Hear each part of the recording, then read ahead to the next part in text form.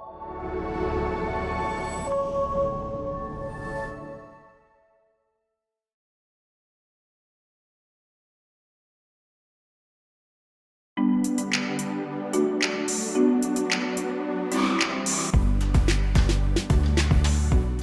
and welcome to The Real Talk. I'm your host, Sierra, and today we have Vernon, BC resident, Bella. Bella is living with a chronic condition called Ehlers Danlos Syndrome. During this episode, we're going to be going through how they navigate life with a chronic condition. Let's get into it.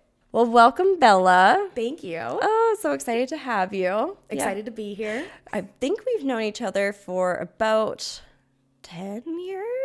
Close to that, at least 8, if not more. So, yeah, quite a while. It's been a while. When I met you, one of the first things I noticed about you is that you actually walked with a cane. Yeah. And what 22, 23-year-old walks with a cane? Yeah. I mean, it wasn't really any of my business to ask or anything like that. I just thought, oh, maybe she has a disability. Like, what's going on here?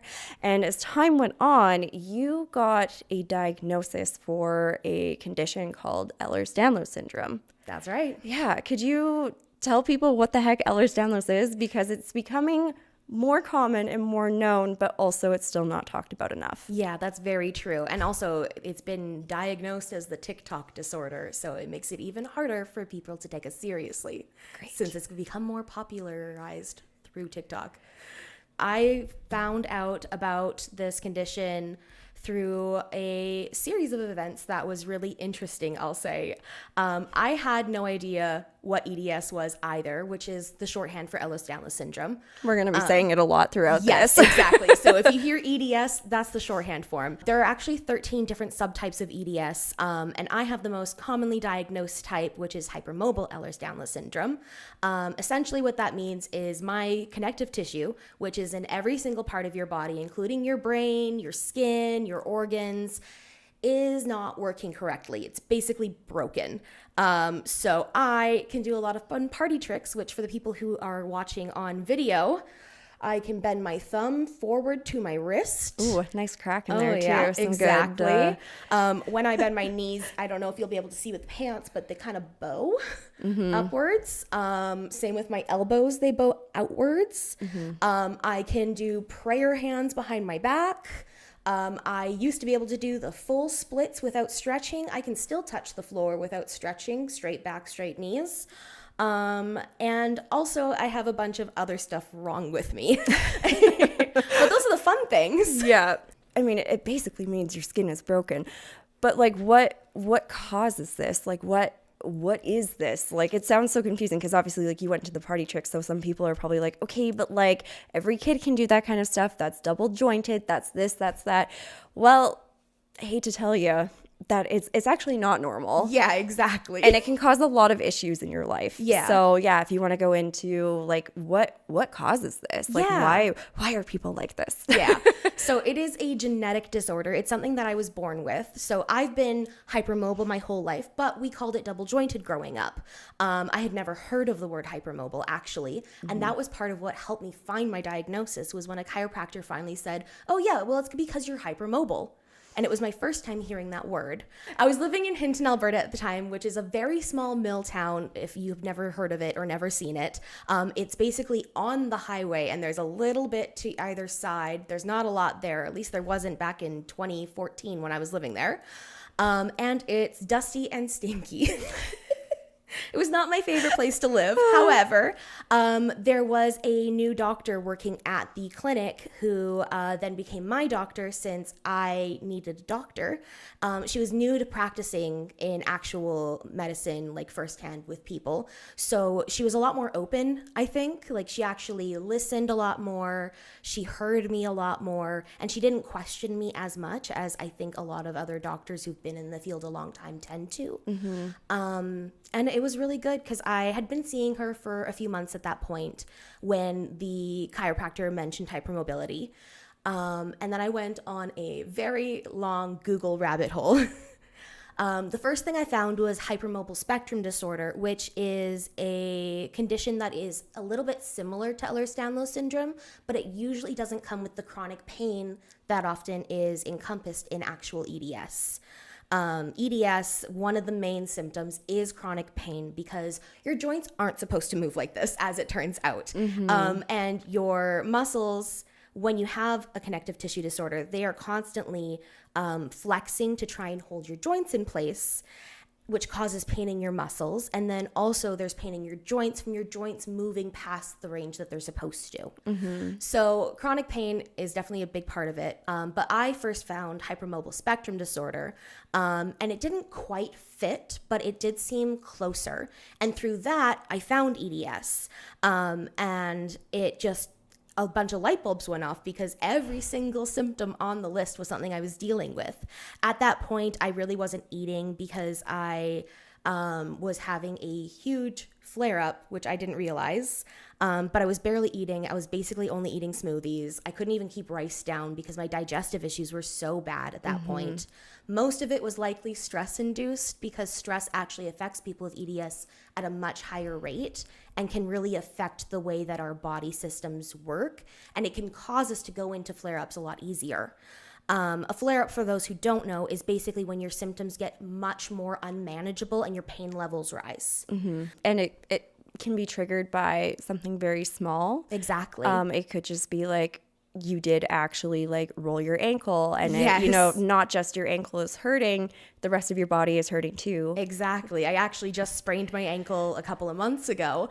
And it's a high sprain, so it's still healing. Yeah. I don't have the brace on today, but it is causing referral pain all the way up my leg from the muscle instability, joint instability, still trying to heal. Yeah. So Yeah. yes. And I guess the other thing you said too is stress, and stress can really just like Yep. make your body go haywire. Absolutely. Yeah. And it's something that I kind of poo-pooed at a lot when I was younger, especially in my early mid-20s when I was first hearing about the diagnosis, getting the diagnosis, and figuring out what was actually affecting me. I would get really angry when doctors would say I needed to reduce my stress levels because it felt like a brush off. But as it turns out, it does actually really strongly affect symptoms. So stress management is a big part of EDS management. So since there's so many different subtypes of EDS, I guess it affects everybody differently? Yes. Okay. Absolutely. So not only are the different subtypes different, but even within each subtype, there is a spectrum of comorbidities and ways that it can affect you.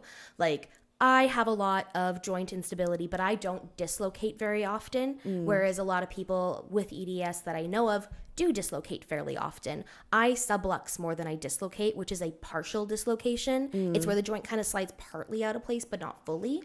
And that's more what happens with me rather than the full dislocations that some people get, just as an example of that spectrum.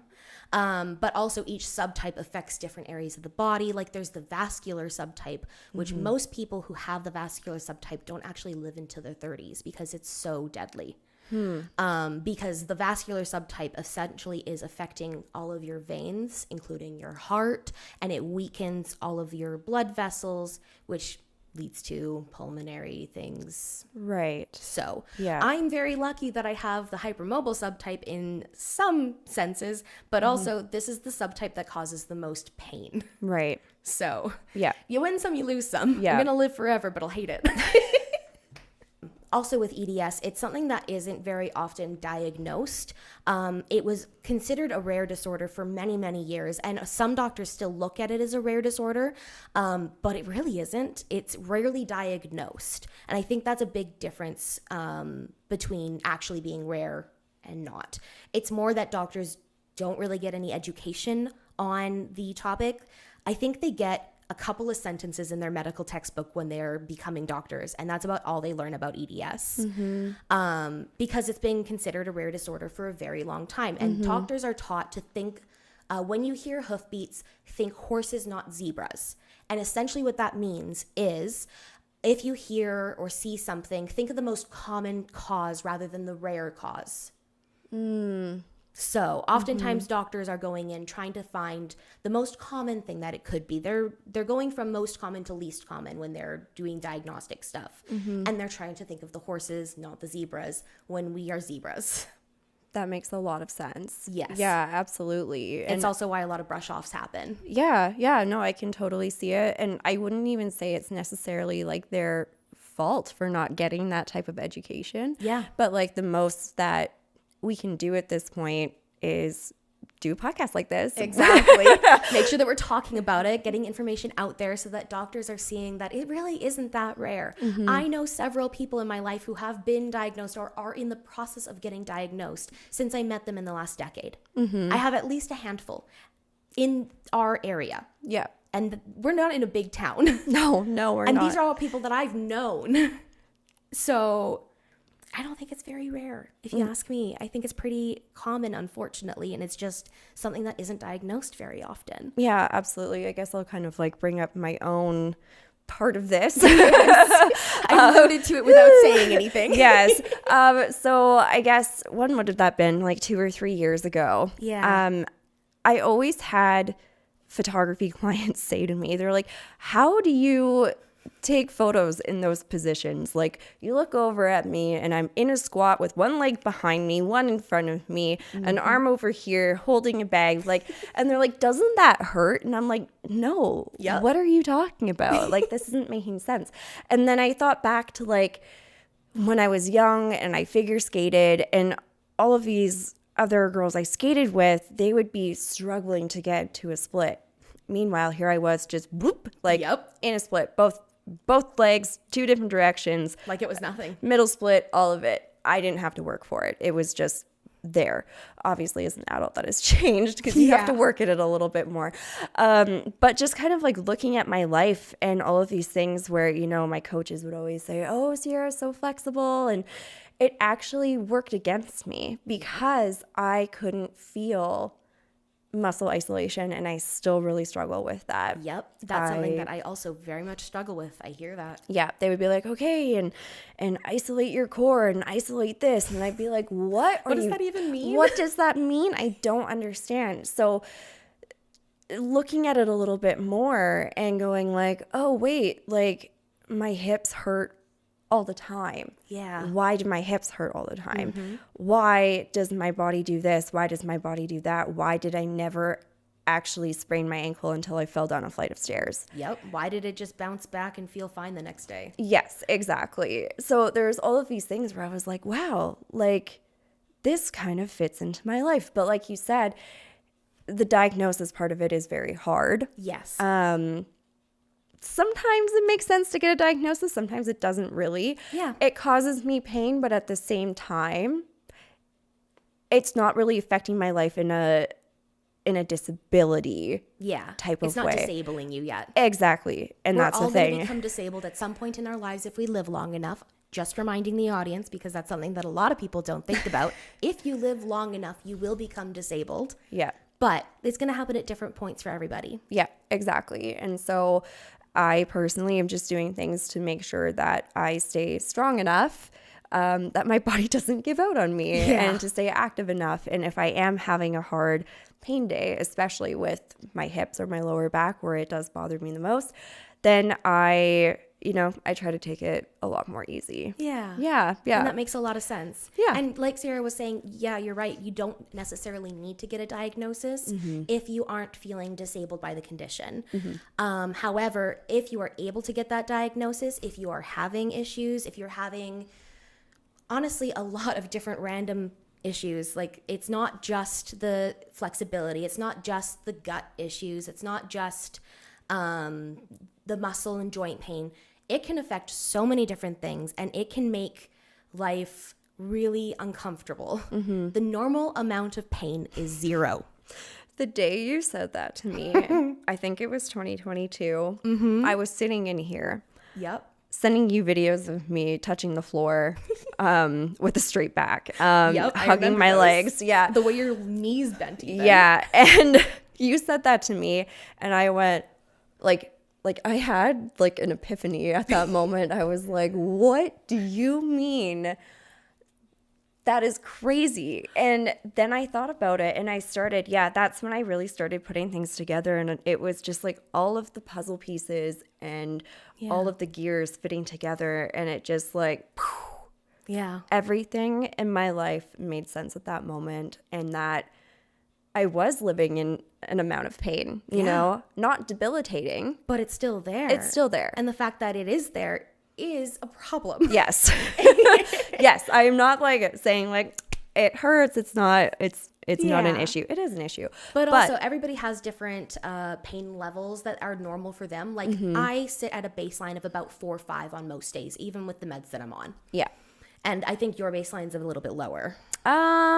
Depends, because I mean, I have other health issues which I'll podcast about one day. Yes. That's a whole other thing. Yeah. But although yes, that issue also can be related to yes, PDS. it can. Yeah. And I guess I've never publicly said it, but like I do have endometriosis. I had surgery a few months ago, and there are so many things that can go hand in hand with hypermobility, and female health issues are one of them. Yeah, absolutely. So, yeah. And hypermobility on its own is not a disability. Hypermobility can occur for many reasons.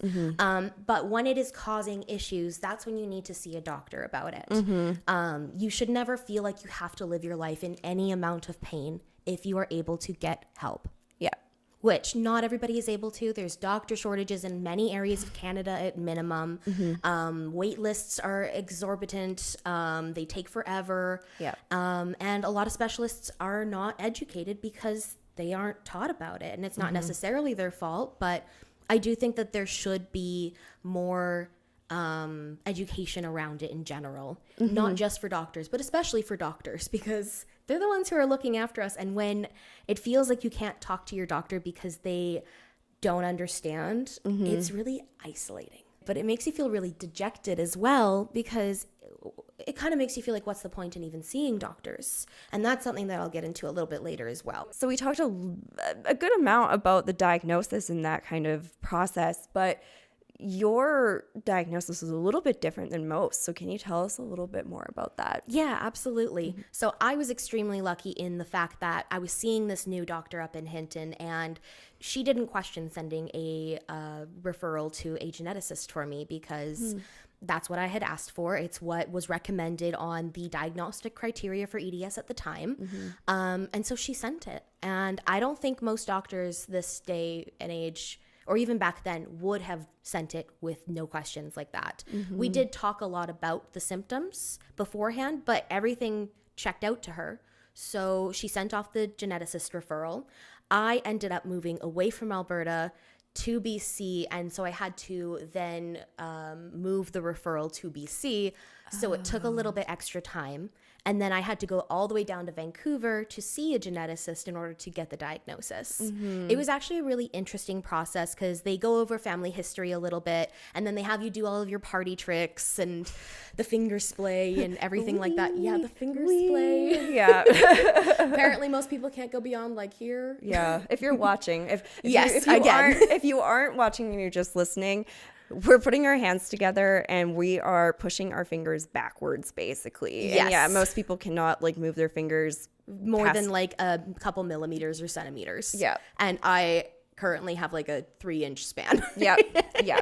So also, once I did my party tricks and we went over family history and we went over my symptoms as well, the geneticist also looked at my scarring, just to see if I had atrophic scarring, which is, it's a specific type of scar. You should definitely look it up on Google, because I'm not going to be able to explain it very well, unfortunately. But it kind of looks like papery and squiggly and loose, I guess is a good-ish way to explain it. But definitely look it up, because that sounds weird. And are you meaning like stretch mark? Like not necessarily just stretch marks. Okay. They did also look at my stretch marks, and that was part of it too. But I actually mean like scars, like like falling in like like injury scars. Okay. Yeah. I was like, what? Yes. Okay. Or like burn scars and things like that. Right. Okay. Injuries. They wanted to look at those specific types of scars. For me, they actually didn't end up doing a genetic panel on me. They didn't take any blood work or anything, because based on all of me and how I look and how I am, that was enough to say, this is the subtype you have. You definitely don't have any of the others. You don't have any of the symptoms that would match the others well enough to even look into it. So I was diagnosed based on visuals and history. Yeah. Interesting. I know. And apparently that's a very common experience with the geneticists that I saw. Okay. I've looked it up on Reddit and heard other people's stories. And so, yeah. Yeah, because I do know that there aren't very many doctors specializing in EDS either. I believe that there's like one in Vancouver and one in Calgary. I wouldn't even say that they are EDS specialists necessarily. I would say that they are EDS knowledgeable. Okay. The only specialists that I know of are actually in Ontario. There's a specialist clinic there. Interesting. Yes. With like multiple I think doctors? so. I haven't looked far into it because Yeah. the idea of it being so far away makes me Yeah. sad. Yeah. And I have no idea if I could even get coverage to go out there and see them because it's Ontario Medical. So Yeah. I haven't looked into it because it seems really disappointing. Yeah, and you are being managed as well as you can here. As well as you can. I would say that. Yeah. Yeah. It's okay. Yes. What are some common symptoms that people with EDS deal with on a regular basis? So it's a little bit hard to really say what exactly everybody with EDS is dealing with, but I can talk about myself very well because I know myself at this point. I've been diagnosed for almost a decade. So I know me. I can't say that this is everybody's experience, but from the people that I've talked to, a lot of them experience similar things. Starting in childhood, growing pains was a big thing. I definitely got growing pains that weren't necessarily growing pains, that were brushed off as growing pains instead of pain symptoms in joints. Sprained ankles. I was always spraining my ankles growing up. I still sprain my ankles like I mentioned. Holding pens. Holding pens was always difficult growing up, and it still is sometimes annoying. I remember having those pen grippy things. Yeah. Those helped to a degree, but my fingers, if you're watching, the first joint bends back on my fingers. Do you have the callus on your finger? I do have a callus on this Yeah, finger. see, I have mine on I'm right-handed on my right ring finger from holding it. And teachers would get so mad at me for not holding a pencil correctly, and I could not physically hold it the other way. Yep. Yeah. I also got that, which is why they just started giving me the grippers and said, well, good luck. But also things like digestive issues, especially constipation, but it can go back and forth. And not only that, but like gastric pain from eating things that were totally fine yesterday, but today are not. I also, I have poor posture. I don't know if the people watching have noticed that I keep having to remember to sit up and put my shoulders back because otherwise I slump like a little shrimp. I was always terrible at PE.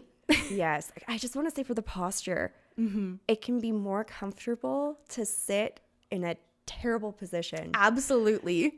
And yeah, that's another thing. I always forget. Why are you sitting like that? Yep. Because it feels good to It sit feels like a better. shrimp. Exactly. Yeah. Leave me and my little shrimp body alone. Yes.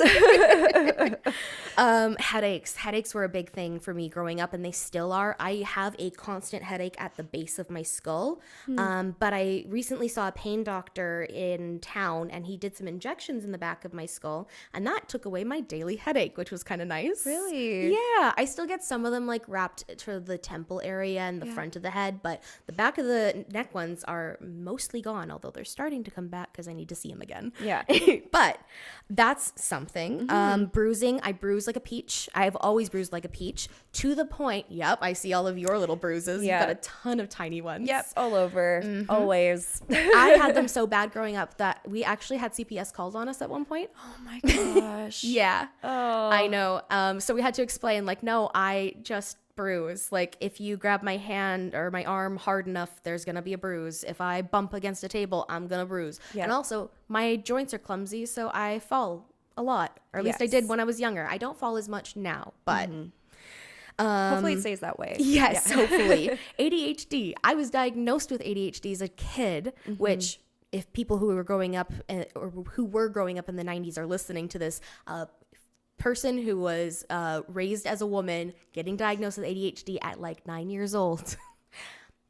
ADHD is actually a comorbidity of EDS, although they haven't found the link of why yet, but it is very commonly comorbid, meaning that the illnesses are not the same and they're not necessarily related, but often they'll both occur at the same time. Yeah. And other neurodivergencies Yes. as well can be. Autism is also up there as a comorbidity, and I'm not diagnosed, but there's peer-reviewed evidence. The signs are there. Yeah, exactly. Yeah. I got stretch marks at a very young age, even though I didn't gain very much weight. I got stretch marks before any of my peers, and that's also very common, and they're really funny looking. Yeah, mine are very, very long and big, and I never met anyone that had the same kind until I met you. Yep, it's wild, right? Yes, well, yeah, exactly. And like growing up, you have to imagine too that like all of your friends are like going to the beach in like cute bathing suits or like the even bikinis. shorts in the summertime. Oh, And yeah. here I am with like 4-inch long stretch marks. And when we were young, they were purple, or at least they were for me. Yeah, red and purple and very, very easily seen. Yes. So very embarrassing for young girls, or at least it felt that way back then. Yeah, I feel like they're a lot more accepted now, but back then it was tough. Yeah, absolutely. I don't know about you, but the bullying as a kid, oof. I also would fall asleep in class a lot growing up. I had a lot of fatigue, and I also had a lot of trouble sleeping at night. That was probably partially due to circadian rhythms being different from ADHD, because people with ADHD actually have a longer circadian rhythm. We run on 30 hours instead of 24. Oh. Yeah, it's why a lot of people with ADHD tend to have insomnia as well. Okay, well, I wasn't expecting to learn more today, but that makes a lot of sense as to why I don't sleep. You're welcome. Thanks. Yeah. Well then, okay, I will look into that later. What's the next one? I hate continuing to blow your mind, but I probably will. Okay, let's go. Yep.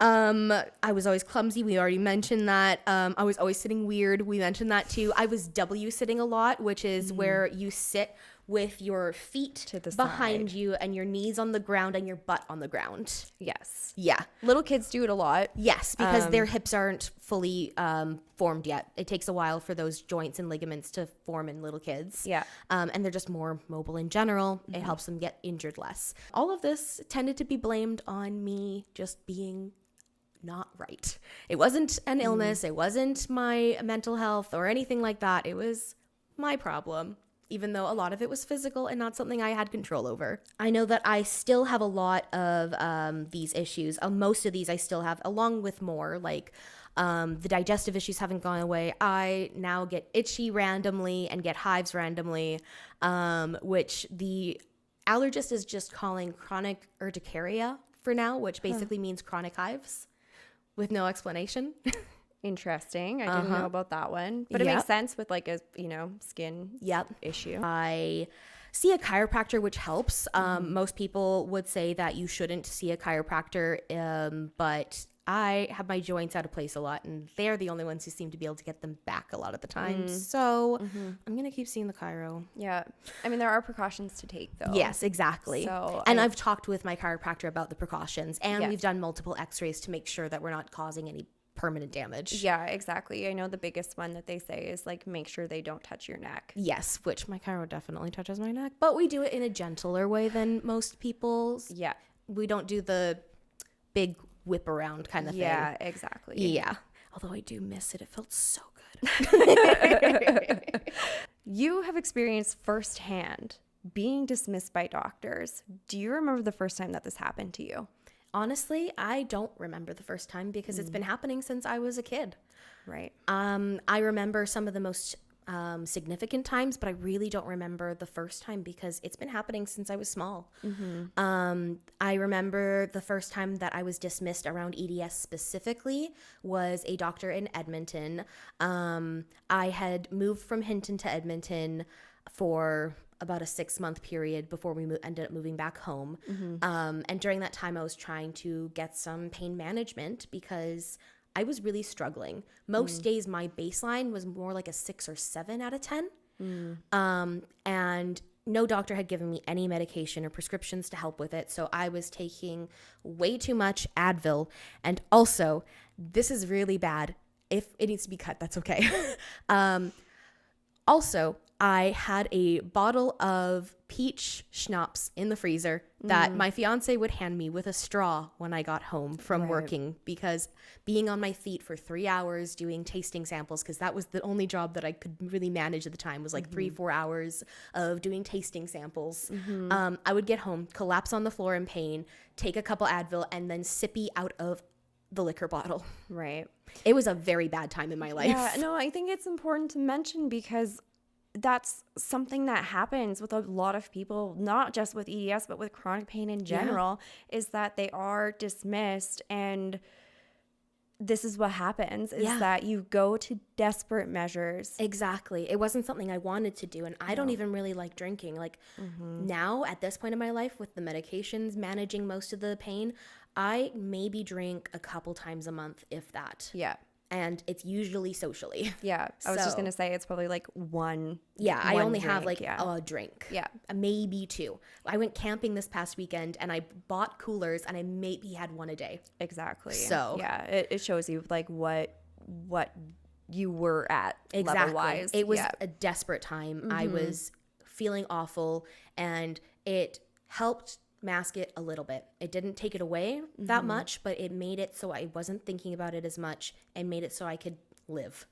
Yeah. And this is what happens to a lot of people who end up dismissed and not given proper health care. And this is also why there's a homelessness epidemic, because people are usually self-medicating for symptoms that they aren't having managed. I would say that the first time that I really had a memorable dismissal was when I moved back to Vernon.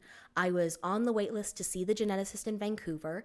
I had been living in Vernon for a little bit again at that point when a new doctor moved to town and I was able to get in with her clinic. And she was awful, unfortunately. She strongly dismissed anything that I had to say about EDS. She took one look at me and said, "Oh, well, your skin isn't stretchy enough, so therefore you couldn't possibly have this," which the skin stretchiness is not a main diagnostic criteria, by the way. No. Yeah. It's just a thing that can happen. Exactly. Skin hyperextensibility is a symptom, but is not a diagnostic criteria. But so many doctors, that's all they knew about EDS. So if I didn't have it, which I didn't, they would dismiss me immediately. And she was so bad at dismissing me that I ended up going to the ER a lot for my flare-ups because I didn't have medication management.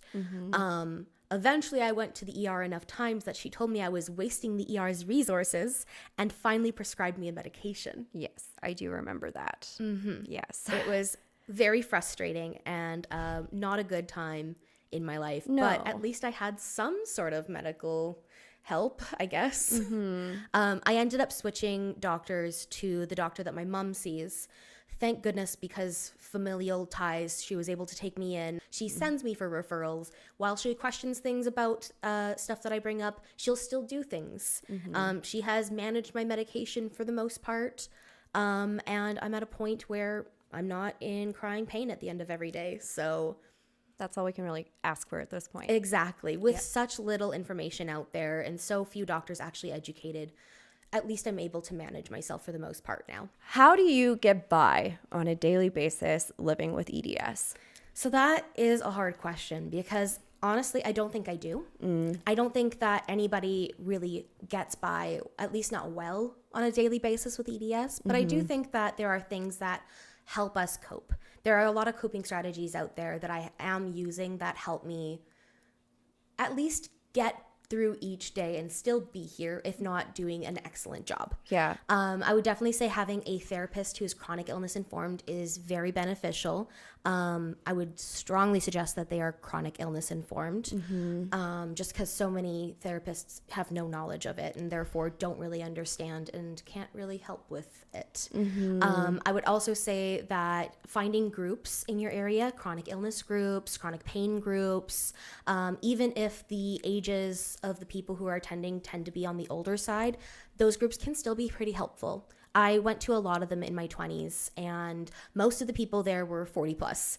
I think I was always the youngest, but it was still really nice to talk with other people who are experiencing chronic illness symptoms and hearing how they cope with it. Yeah, I was just thinking that just resonating with someone who isn't on an online forum Yes, who lives in your area. The face-to-face can be really beneficial. And it also helps you slow down a little bit, which is another coping strategy that I really think is important, is the slowing down. Because we live in a society that tells us to go, go, go, hustle, hustle. Hustle culture is so big.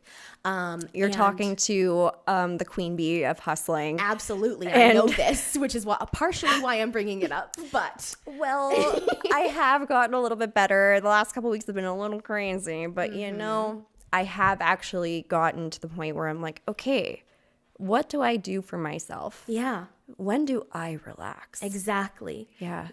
Building rest into your daily routine, and I do mean daily, is a really important coping mechanism. And I think that it's something that if you are not doing it, you end up burning out. And burnout can happen for so many reasons. The most common burnout that we hear about is burnout from work. But you can get burnout from chronic illness, and you can get burnout from caregiving as well. And it is really frustrating to deal with. So it's very important to make sure you're doing coping mechanisms. Relying on your friends and family and actually asking for help is a big one. And it is something that I am working on, but I'm not very good at. No. It's so hard to ask for help because there is also a lot of internalized ableism that kind of carries into this feeling, especially with that hustle culture behind us. We're always told we should be doing more and better and faster when we can't do that. No. It's not good for us. It's not really good for anybody, but especially chronically ill people, especially people with EDS. We need to slow down and you need to ask for help. And I know that it's hard. I know more than almost anybody, I think, how hard it can be to ask for help, especially when you have felt like a burden for a long part of your life. And that is something that I think a lot of us can deal with, and is why I want to mention it. You are not a burden. Your illness is a burden, and it's a burden to you, not to other people. That's really important. And it's not your fault. No, it's not. And if you need to hear it again, it's not your fault. This is a very common experience for so many of us, and you are not alone. Even if you feel like it, you're there too. You are with yourself at all times. You're never alone. Yeah. You're making me tear up, my friend. I'm so sorry, but it does get a little heavy on this topic. No, it's so important to look after yourself. And we're taught to move and do and grow and change. And sometimes you just need to be. You just need to be because you are. No matter what else is going on, you are. I am. And there isn't really a continuation to that except for time. Going back to coping mechanisms, I've mentioned therapy with an informed therapist. I've mentioned groups. I've mentioned friends and family. There are also things that sometimes social workers can help with. And I would suggest getting in contact with a social worker if you do not have a support network, because sometimes they are able to help. They often know the system a lot better than we can find it. The government websites are abhorrent. They are awful. And the government buildings are not much better. But sometimes social workers can help us because they know the system so much better than we do. And they may have some options. They may have some funding even. I know that there's funding for people who are on disability to go and do something fun. There's literally funding for that. It can fund a gym membership even. It can fund going to an arts class. It can fund many different things. Yeah. And I think sometimes too, like different physical therapies too, Yes. which are, it's so important to keep up with, being physical. Exactly. Yeah. I'm currently seeing a physio for free. I only get 6 sessions with him, but that's 6 sessions with a physio that I wouldn't have had otherwise because I couldn't afford it. Yeah. And that physio is teaching you things you can also do on your own time. Exactly. Which is so important. Exactly. Again, because if you don't use it, you lose it. And we are much more prone to atrophy of muscles. Yes. Which is really frustrating because it's also so much harder for us to build muscle. Yes. I'm actually on extremely low dose testosterone right now, partially to help with muscle gain. It's partially for gender reasons too, but it's mostly the muscle gain to try and help gain that muscle so that I don't feel so freaking weak. because it can be really hard to maintain. And also, physio is hard to remember to do every day with the ADHD and the lack of systems that I currently have. Yes. But this is also why having systems in place and building systems can be a very important coping strategy. I'm not very good at doing it on my own, but I know that if I asked a friend for help and sat down and actually focused on it, we could probably get it done. And also, starting small is really important. Like, for example, can you pick a small goal for me? Something that you think is a small goal. Christ. Okay. 10-minute uninterrupted walk. Smaller. Smaller. Okay. 5-minute uninterrupted walk. A little smaller. Christ. Okay. 1 minute of silence. I like that. Okay. Yeah. Honestly, every time that you make a goal, make it smaller than you think you should, because first of all, we don't should on ourselves. We can and we will, or we think it could be beneficial, but we don't should. That makes sense. Yeah. And it also shows you my mindset of like big goals. Exactly. Yeah. And it can be so easy to get caught up in big goals and also in goal setting in general, which is why it's so important to pick a smaller goal. You can always do more, but it feels good to be able to check it off. Yeah. No, It really does retrain your brain as well. And as you keep going, you can make your goals a little bit bigger and bigger and bigger, but start so much smaller than you think. A million times smaller than you think. and work up to something bigger. Exactly. Yeah. Give yourself time to feel that feeling of I accomplished something. I think that like we're so used to the instant gratification of things now too. Like, Yes. you know, we can talk to our friends when we want to talk to them. We can go on our phones and get that perfect little scroll. We can go to the store and get that dopamine from whatever we want to buy. But on a personal level, it is so different. Absolutely. And it's so exhausting to live in a state where you're not taking care of yourself, coming from somebody who has not been taking care of themselves very well. I am working on it though. As you can see, I have a lot of information. It's just the implementing of it that can be hard. And this is a judgment-free zone. I'm not judging myself for not being able to be there right now. I am where I need to be right now. And you are where you need to be right now, wherever that is. If it's on the couch watching this on your phone or just listening, and that's all you can do right now, that's okay. You're still listening to something and maybe you'll feel better after. Yeah. You don't have to be doing a deep clean of the house. Exactly. Or doing a 10K run while you're listening to this. Exactly. Yeah. If you really feel the need to do something, get up and stretch a little bit. Move your arms, move your legs, do a little wiggle. That's all you really need to do. Yeah. And it feels better than you think it does. Exactly. I know. Oftentimes I hear people tell you to get up and stretch and wiggle a little. And I'm like, ugh, why? And then I do it and I feel so much better. Yes. Yeah.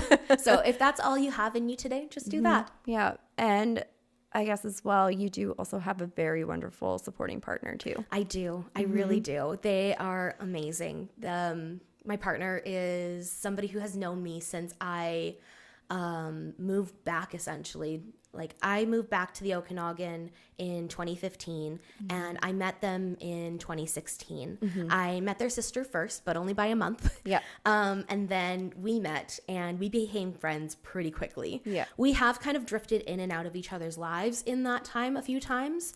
But every time that we have been connected, it's been like finding somebody who just knows you. It's the missing puzzle piece. Yeah. And that doesn't always have to be a romantic partner. Yeah. It can, My partner is not a romantic partner and they're not a sexual partner either. They're my queer platonic partner. They are asexual, aromantic. So mostly it's just it's a friendship that feels so much deeper. It's a friendship that goes to the deepest possible level you can think of and grows with you. Yeah. it's a really beautiful thing. Yeah, it is. And I love them so dearly. I am also poly, so if there is ever anything that I feel like I'm not getting out of my partnership with them, I have full freedom to find another partner. Yeah. But honestly, I don't have time, energy, or a give a heck about that right now. Yeah. So I'm very happy with the partner I do have. They check in on me every once in a while. They're usually there to be able to help. And also, they have stronger boundaries around things now, which has been so important. They're able to tell me when there are things that they can't do, things they can't help with. And that helps to also maintain our relationship in a very healthy way, because they're not pushing their limits and I'm not pushing mine. We're just meeting each other where we are. Yeah. That's super cool. Thanks Right? for sharing. Yeah. And then also their mom has been an extraordinary support person. Yes. They're basically a second mom to me as well. I absolutely adore her. She has offered multiple times to come over and help me like reorganize my bedroom so it actually is a bedroom and not a chaos pile. And I keep changing the subject. It's okay. But also, that's okay. I'm not going to judge myself for that because I was feeling whatever I was feeling. And if it comes to the point where I'm ready to say yes, then I will. And I'm working on that. That is something that I want to actively work on, is saying yes to help a little bit more, because that inner little dialogue of internalized ableism often is telling me that I should be able to do this on my own. You shouldn't need help. You should be able to just do it. Why do you need her to come over? And it's also awful. And then she's going to see it. And oh, what a horrible shame if anybody sees the chaos you're living in. If you are also living in chaos, I see you. And you're okay. As long as you do not have anything moldy around you, you're okay. If you have something moldy, I'd encourage you to toss it out. Don't even bother washing it. Put it straight in the garbage. Don't worry about that. You don't need that container. No, absolutely not. If you are at a point where you cannot wash plates or anything right now, use paper. I know that it's not as good for the environment, but if you're not here, you cannot make things better. So just do what you need for you. With the unpredictability of chronic pain and having a chronic illness, how do you balance yourself and friendships and life in general? Yeah, that's a great question. It's definitely a balancing act and definitely a game, trying to figure out what works for when. And it's taken me almost a decade to really figure out what my limitations are, what I can and can't do, and what I can and can't commit to. And that's a big thing for friendships, especially. I feel like a lot of friendships, especially in your earlier 20s and mid 20s, they kind of expect everything from you. Yeah. And as it turns out, when you're chronically ill, you can't actually do everything. And you shouldn't have to anyways. No, I don't think anybody should have to be able to do everything. Yeah. But especially if you're also dealing with more on the side. But many people don't understand that, especially if they don't really understand your chronic illness or chronic illness in general. And depending on your age, it's more likely when you're younger to find friends who don't understand. Once I finally figured out kind of what my baseline was, what my flow kind of feels like, what I can and can't do, and what I need for me to balance the self-care, etc. I ended up losing a lot of my friends because they couldn't keep up with my slow down. They couldn't keep up with my slow down? Yeah. That makes sense. Yeah. I slowed down and they kept at the same speed, and it just didn't work anymore. And for some people that just kind of petered away and I just didn't hear from them again. And other people, it was kind of more explosive, where they were really angry at me for not being able to be the person that I had been up until that point for them. Right. And I get it. Well, I didn't have boundaries and they expected that I could continue, and I didn't tell them that I couldn't. So Yeah. it sucks, but it happens. And I think it's okay because most of those friendships weren't servicing me and I wasn't serving them either, really. We weren't at a point where we could really be good friends.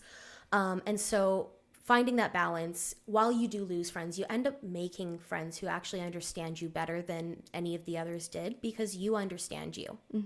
Boundaries are a big, important part of taking care of yourself. And if you don't have boundaries, I would suggest starting small, but starting. Yeah. And it's okay. I think, I mean, it sounds so cliche and so, Absolutely. you know what I'm going to say? I do. Saying no is okay. Yep. Saying no is okay. It is. Don't and feel bad. It's a full sentence. Yes. No is a full sentence. Yeah. But also, if you're able to explain your difficulties to the friends that you do have, especially if you really want them to stick around, that can help. Yep. When your friends are able to understand you and where you're at, they're more likely to be able to stick it out with you and help if possible, instead of being angry and feeling like they don't understand or whatever, because that does happen. This past year for me with my endometriosis was really crazy. Yeah. And I had a really crazy pain flare that happened in September of 2024. That just set me off on like a year of like, what the heck is happening with my life, basically. And I was having a lot of people being like, well, let's go do this, let's go do that, let's book this, let's book that. And I was like, you know what? Well, my health is so unpredictable, because it was like 6 months of just complete chaos. Yeah. I was like, I'm sorry, like I can't do that. Yep. Like, let's tentatively plan these things, and maybe I'll be able to do them. But being able to explain it really does help. So don't feel bad about explaining yourself either, because your true friends are going to understand. Yes, and your true friends aren't going to tell you that you talk about your illness too much and make it your personality. Bingo. That's a big one that I experienced in my 20s, was people telling me that I talked too much about it. And it was my whole personality. And it's like, well, yeah, I can't really think outside of this. It's fully my whole life right now. Yeah. And like, things change and things shift. It's definitely not my whole life anymore. It's still a part of it though. And the people who are close with me understand that. But it's also because I was able to talk to them about it and they were able to hear. So I've mentioned burnout already, and I think this is a good point to kind of talk about it a little bit further, because there's a couple different types of burnout that really affect people with chronic illness. And first is the chronic illness burnout, and then there's also caregiver burnout, which can happen around the person with a chronic illness. For personal, like chronic illness burnout, it can be really exhausting to be constantly taking care of your body and constantly having to look for symptoms, manage symptoms, do your daily tasks so that you feel okay in your body. Being disabled is a full-time job. Yeah. It's a full-time job, and it can be really easy to get burnt out around it. Because if you are focusing too much on your health, it can sort of become all that you are in that moment. Yeah. And that's not great for anything. You shouldn't make anything all of you at any point. It isn't advisable to make anything all of you at any point, because if that is taken from you, then who are you at the end of that? Yes. When you focus too much on the chronic illness and the symptoms and the care tasks and the doctors and the specialists and getting the comorbidities diagnosed and balancing your friendships and balancing your relationships and balancing family and everything else that just comes along with having this burden placed on you, it can be really easy to just stop caring about anything. Burnout, when it happens, tends to feel like, one second, what does burnout feel like? Because I wrote it down. Constantly seeing doctors, trying to understand why, how to manage. And also when doctors don't understand, it really adds to that burnout too, because you've put in all of this energy to go and see a care provider, and then you feel like it didn't matter. And you spent all of that energy. And that kind of, it makes you exhausted. Yeah. It is exhausting. And that's not a burden on others. It's a burden on you. Yeah. Just to reiterate that. But burnout basically feels like a lack of energy, a lack of motivation and engagement in things, feeling hopeless, kind of isolated. You get more brain fog. You start avoiding medical appointments or stop booking them. And you start neglecting self-care. And the main thing is feeling overwhelmed by everything. Like everything is too much. And this is something that I'm still working through. I am feeling a lot better than I was 6 months ago, but I have definitely been going through chronic illness burnout, and it's exhausting. I would say that the coping strategies for that are very similar to the coping strategies for things in general, but definitely if you can see a therapist, if you can see a counselor, especially one who is chronic illness informed, it will help you kind of work through it. And also, it's okay to take a break from making medical appointments and seeing doctors. It's okay to not feel like you have the energy right now to be focusing on that. Once the symptoms are bad enough, you can go back and try again. If they're manageable right now, you don't have to keep pushing. You don't have to find all of the answers right this second, even though it feels like it a lot of the time. Another type of burnout that goes alongside chronic illness burnout is caregiver burnout. I had this happen with my fiance at the time. He had a life where he went through a lot, and he was doing a lot of caregiving even before we met. And then once we met, everything was fine at first because I didn't really have a lot of symptoms. And then I moved, and the stress really aggravated things for me, and I ended up being really sick, and he ended up having to take care of me a lot. And he ended up going through caregiver burnout, which is a lot of the same symptoms. How it kind of manifested in him is he would say yes to pretty much anything that he thought I liked because he couldn't think of anything that he liked. Even if he didn't really care about the thing, he would say yes or act excited. He would put me first at all times, barely looking after himself. He barely had time or energy to really do much other than care tasks and sometimes video games. And there was other things as well, but it was definitely that overwhelm was the biggest thing. Yeah.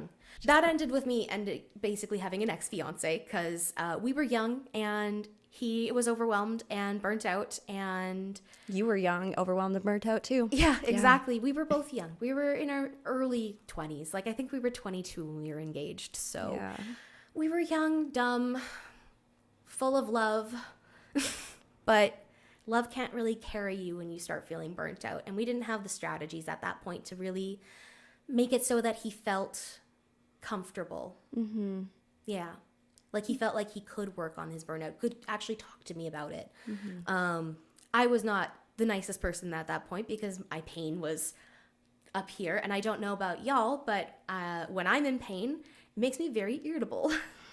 So unfortunately, I wasn't always the kindest person at that point in my life, but that was also me in my early 20s without very much knowledge. And we're going to be kind to that young version of me and that young version of him, because even though he ended up breaking things off and needing to find his own way and space in life, that's okay. It happens. There are things you can do to mitigate it.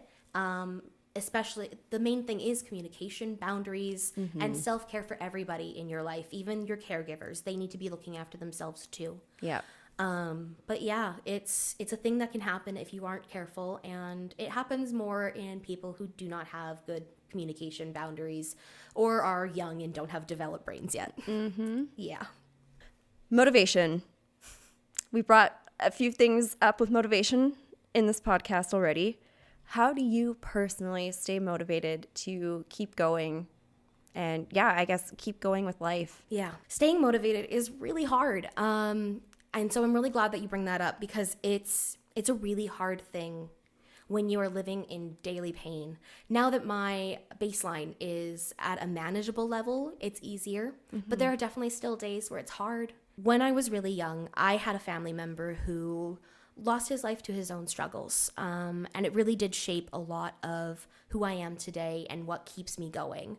At the time when I was little, I was so angry at him because why would you do that? Why would you leave when there's people here who love you and care about you?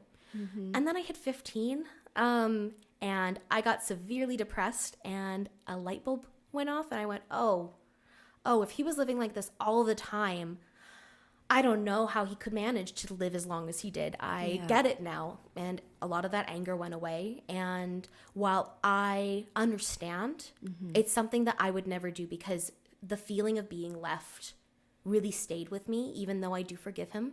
And it's something I would never want to do to any of my people in my life. I never want to make them worry that there was something more they could have done, or that it was their fault in some way. And if I'm not here, I can't guarantee that they would know that. So partially my sticking around and staying motivated is for the people in my life that I love and care about. I never want them to hurt the way I did, the way I did. Yeah. I also stay here and try and keep doing the things that help me, because I want my sister to see that things can be better. My sister also has EDS, although she isn't diagnosed. But for people watching, I can bend my thumb forward to my wrist. She can bend it backwards and touch. Yikes. Yeah, so she's even more gooey and flexible than I am. Part of me actually doing this journey and trying to get better and trying to have a life that feels manageable to me is to show her that she could be having a better life too if she tried, if she wanted to, if she was able to push past those thoughts and boundaries that are keeping her where she is. And I never push it on her because I have done that in the past. And I think that when you push somebody who's not ready, it just makes them retreat more. And so I don't do that. I'm meeting her at her level, but showing her the things that are helping me, in a hope that maybe one day she'll be at a point where she's ready to try some things. I also do it to prove to doctors that I'm trying, that I do want independence, that this isn't something that I want. I don't want the EDS diagnosis. I don't want the comorbidities, but I have them. And I want them diagnosed so that I can take care of them, so that I can take care of myself and be good to me, because healing isn't linear. Linear meaning a straight line. Healing is more of a roller coaster. There are ups and there are downs, and there are times where it's going to feel never ending, like a horrible slog, and times where it feels like nothing could possibly go wrong, and am I even disabled? Yeah. And then all of a sudden, you're going down. Oh, yeah. Yeah. Exactly. It's a massive roller coaster. It's ups and downs and in-betweens, and it's not something that you can really track in a straight line. Yeah. Healing's not linear. Small steps are still steps. And you're not alone in this. So we've hit the end of our episode, but before we finish it off, I have one last question for you, and that is, if our listeners could take away one thing from today's interview, what should it be? You are enough right now as you are. It doesn't matter where you are in life. You're doing what you need to do for yourself, and you are enough. It doesn't matter if you are currently sitting in a room that is an absolute disaster, or if you're sitting somewhere pristinely clean. You are enough, and you've done enough, and you can be enough, because you are, just as you are. Well, thank you so much for coming on today, Bella. I really, really appreciate it. Yeah. Yeah, and I really think that, you know, if you have a chronic illness, if you don't have a chronic illness, if you are struggling in, honestly, any sort of way in life with burnout, with doctors, anything like that, this episode will really resonate with a lot of people. Yeah, and I really hope that it helps people feel seen, heard, and just noticed at where they're at. Yeah. Yeah. Yeah, for sure. Absolutely. Thanks so much for having me, Sierra. Of course. It's so nice. We've been planning this for a long time, and it have. finally happened. Yay. Yes. Cool. So thank you to everybody for listening and watching today, and we'll catch you the next episode. Bye. Bye.